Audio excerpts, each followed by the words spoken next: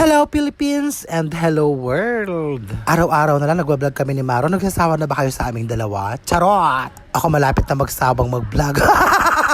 Kakapagod kasi. At hen nga't papasok lang ang aking anak. O pakaway-kaway pa. Nagpapasalamat nga ako kasi nga napakasipag nang pumasok ng anak ko. Pagkatapos ko nga siyang igayak at ihatid sa labas, ako naman ang gagaya. At hen nga't handa na naman ako sumabak ngayong araw na ito. Magandang araw po sa ating lahat. Nawa po ay bigyan tayo ng lakas araw-araw ng ating Panginoong Diyos. Malayo sa mga sakit at anumang kapahamakan. Mag-iingat lagi tayo para sa ating pamilya. At lagi tayong gumawa na mabuti para sa ating kapwa. Para lubos-lubos ang biyaya na ipagkakaloob sa atin ng ating Panginoong Diyos. At hen nga't nakasakay na ako ng tricycle patungo sa aking pasyente. Isa puso at mahalin natin ang ating trabaho para magampanan natin ng mahusay. Ituring natin silang kapamilya. Ito ay napaka-importante sa aking propesyon at trabaho. Ang mahalin at pagalingin ang aking mga pasyente. At hen na nga tapos na ako magpasyente at pupunta naman ako sa kabanatuan. Siyempre maglalakad na naman ako ng napakalayo. Kasi nga hindi ako hinihintuan ng mga jeep dyan. Nakakaloka. Mabuti na lang hinihintuan ako ng jeep at naawa yata sa aking naglalakad sa gitna ng kainitan. Nakakaloka. At hen nga nandito na ako sa kabanatuan at nakasakay na ako ng tricycle papunta sa aking susunod na pasyente. So ayun na nga, ginagaya ko na naman yung mga gamit ko na gagamitin ko sa aking mga pasyente.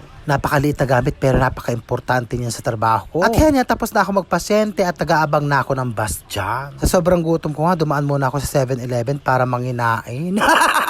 Para hindi naman ako manghina at manlambot sa aking pagtatrabaho. Dito ako nahihirapan sa aking trabaho, yung sakay baba sa mga bus, tricycle o kaya jeep. Nakakaloka. Ayoko nga sumakay sa jeep, paano na pagkatagal-tagal. Kasi hudang naghintay talaga ako ng bus. Dire-diretso na, malamig pa. Tapos hindi pa siksikan, hindi kagaya sa jeep. Sinisiksik talaga, nakakaloka.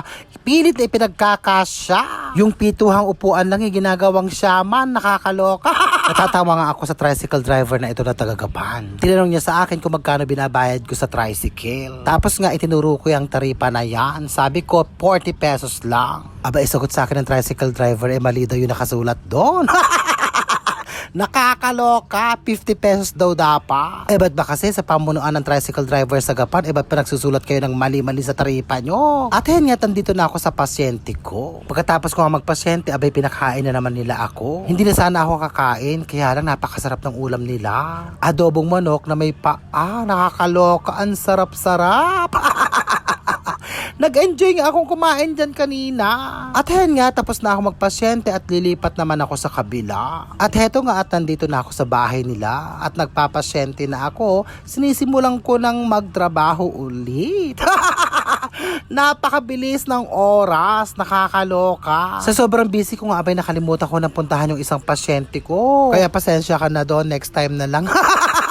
Nakakaloka. At hen nga, nandito na ako sa palengke ng Santa Rosa para bumili ulit ng ulam namin ngayon. Heto na naman ako, ang hirap-hirap mag-isip ng uulamin, nakakaloka. At bigla ko nga naisip yung Gcash, agad-agad kong winidraw yung pera, baka kainin kasi. Nagmamadali nga ako, nakakaloka. At hen nga, kirarating lang ng anak ko at hindi ko na nga nasundo sa labasan, paano na pagkadami-dami kong ginagawa. At mabuti na lang, itinawid siya ng traffic enforcer at hindi nga ako nakita ni Maro sa labasan. At hen nga, malapit na ako matapos magluto at kakain na kami ni Maro. At gutom na nga daw siya, nakakaloka.